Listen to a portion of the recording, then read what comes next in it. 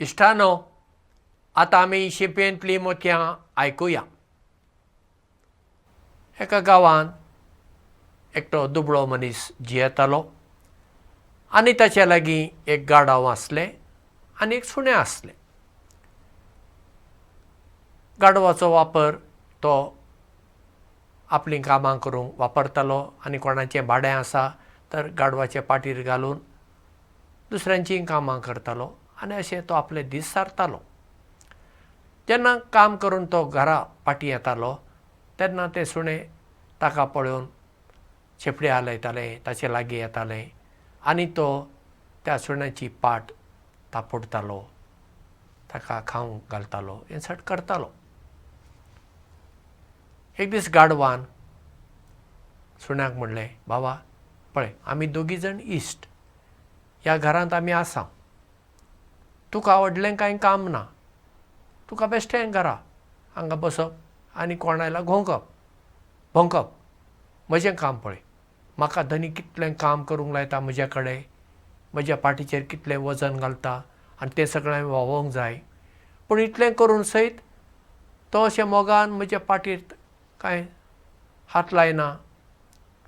तुका तरी तो खावंक घालता, म्हाका कितें, म्हाका चोरूंक सोडता आनी हांवें चोरून येवंक जाय, पूण तुजो तो चड मोग करता. म्हाका दिसता तुजें जिवीत चड बरें. तेन्ना तें सुणें ताका म्हणटा, इश्टा तशें ना, म्हजें कितें काम हांव करतां आनी तुजें काम तूं करताय. तुका जाय जाल्यार आमी आमचें काम एके राती खातीर बदलून घेवया. गाडव म्हणटा, हो भोव बरी गजाल. तेन्ना सुणें ताका म्हणटा, पळय, हांव रातीक खूब शिटूक आसतां, कोणी चोर येतात वय आनी कोणी हांव घर राखतां म्हज्या धन्याचें, तर तूं रातीक हरशीं न्हीद काडताय. तूं आतां आयचे राती जागेर राव, कोण चोर बी येतात काय पळय, आनी हांव सुशेगाद न्हीद काडटां. म्हणजे तुवें म्हजो जागो घेतला आनी हांवें तुजो जागो घेतला, हें सारकें उगडास दवर. गाडवान म्हणलें, वय भोव बरें, हांव राती घर राखतां आनी तूं न्हीद काड. जालें. घरचो धनी न्हिदूंक गेलो आनी सुणें न्हिदूंक गेलें आनी गाडव आतां जागें आसा. तरी ताका झेम येता. रातीक चोर आयले तेन्ना सुण्याक सैबानूच कळ्ळें चोर आयले, कित्याक वास येता सुण्याक. सुण्यान गाडवाक म्हणलें, उठ पळय, चोर आयले, धन्याक तुवें आतां जागोवपाक जाय. तेन्ना गाडव ओडल्यान आवाज करूंक लागलें, ओडल्यान. घरचो धनी उठून आयलो आनी ताणें पळयलें गाडव व्हडलें बोबो घालता. हरशें गाडव बोबो घालिना रातीक, आज कित्याक बोबो घालता. आनी गाडवाक बरेंच मार केले. आनी ती बोबाट जाताना चोर भियान धांवले, कित्याक आतां घरचीं मनशां आतां उठलीं न्हय, सगळ्यांक जाग जाली. धन्याक खबर ना गाडव कित्याक आरडलें तें आरडलें चोर आयले देखून, आनी सुण्यान ताका सांगलें, आतां धन्याक तुवें जागोवपाक जाय. पूण धन्याक तें खबर ना, कित्याक सुणें कांय भोंकूंक ना, फकत गाडवच आरडलें आनी गाडवाक शिक्षा मेळ्ळी. तेन्ना गाडवाच्या लक्षांत गेलें, बाबा हांवें सुण्याचें काम करपाक जायना, हांवें म्हजेंच काम करपाक जाय. केन्ना केन्ना आमी आमच्या जिवितांत अशेंच करता, आमी दुसरीं जावंक सोदता. दुसऱ्यांची केंसाची स्टायल कशी आहा आमी तशें करूंक सोदता. दुसरीं कशेले कपडे घालतात तसले. आरे बाबा, आमी सदांच दुसऱ्यांचो पाटलाव करूंक सोदता. आमचेच म्हणले खाशेली शैली आमी आपणायना. टीव्ही पळोवप आनी टीव्हीचेर थंय त्यो नटी कसलोय साबण वापरतात, तें पळोवन आमच्या अस्तुऱ्यांक आनी चल्यांक दिसता हांवें तो साबण वापरूंक जाय. खरें म्हणल्यार ती नटी तो साबण वापरीच ना, तिका तें काम करपाक दुडू फारीक केला देखून ती तें नटन करता. आमी पिशीं हांगा बसून पळोवपी, आमी टीव्हीचेर कितें जायरात आयली ताजो प्रभाव आमचेर पडून आमी तें करूंक सोदता. बाबा आमी दुसऱ्या भशेन वागची गरज ना. आतांची तरणाटी पळया थोडी, म्हाका हे फावटी पळोवन हांसचें काय रडचें अशें कळना. म्हज्या भुरगेपणार म्हज्या गांवांत एकटो पिसो आसलो, इनास म्हूण ताचें नांव. बरो शिकलो मनीस, कित्याक तो पिसो जालो म्हाका खबर ना. ताचें तें पॅण्ट इजार इतलें म्हेळें, तें तिरकें तीर, थंय बुराक हांगा बुराक, सगळें तीर तीर तीर कशें. म्हेळें शर्ट घालून ताणें रस्त्याक वचून बसप. आनी आदीं भिकाराचें न्हेसण म्हणजे अशें आसतालें, म्हेळें पिंजललें असलें सगळें. आतां ही आमची तरणाटी हायफाय शॉपाक वतात, बरे दुडू फारीक करतात आनी पिंजललें तिरकट सारकें हांगा बुराक थंय बुराक, हांगा तिनलां हांगा तें असलें घालून भोंवतात. मागीर पिशीं कोण? तो भीक मागपी, तो आमचो इनास, तो पिसो, तो तरी तकलेनूच पिसो जाल्लो.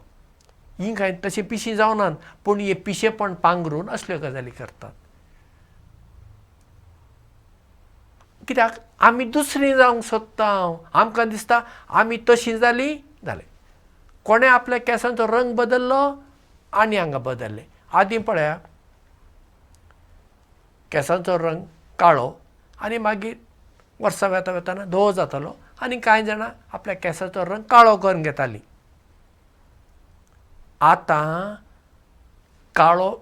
काळे केंस आसलीं तरणाटीं आपल्या केंसांचो रंग करता आनी थोडी म्हातारे भशेन दिसता. इतलेशे केंस धवे, नाजाल्यार हांगा तांबडे, नाजाल्यार पाचवे, ना निळे, कसले कसले करूं. कित्याक आमी तशीं केलीं जाल्यार सगळीं आमचे कडेन पळयतलीं, तांची नदर आमचे कडेन येतली आनी आमी फामाद जातालीं. तशें कितें आसा? तशें कांय ना. कळ्ळें ना? हें धाकट्या धाकट्या गांवांनी शारांनी जाता. मुंबय तसल्या शारांत, मुंबय पुण्यांत तुमी बेंगळूर कोलकत्ता दिल्ली गेल्यार तुमी कितलेय बरे कपडे घाला, कितले तुमचे कडेन कोण पळयना आनी तुमी कसलेंय कितेंय घालून भोंवात तेन्नाय तुमचे कडेन कोण पळय. कित्याक कोणाक वेळ ना. सगळीं आपआपल्या कामांत बुडलेलीं आसतात. मुंबय तरी ट्रेनीचेर वेताना कोणाक वेळ ना. म्हणटच थंय तूं सादे कपडे घाल, पिंजलले घाल, तुजे कडेन कोण पळयना आनी बरे कपडे घाले म्हूण कोण तुका पळयतय रावना. जिवितांत आमी एक गजाल शिकपाक जाय, ती म्हणजे हांवूच जावंक जाय. देवान म्हाका रचला, म्हजी एक उंचाय, म्हज्या कातीचो रंग, म्हजे गूण, हे सगळे देवान म्हाका दिलात न्ही. हांवें म्हज्या आंगाक पेंट मारलो म्हूण, धवो पेंट मारलो म्हूण हांव कितें गोरो मनीस जाता? ना न्ही. हांव तोच उरता न्ही. हांव भारतीय मनीस. म्हणजे म्हज्या कातीच्या रंगा वयल्यान म्हजें मोल ठरोवपाक जायना.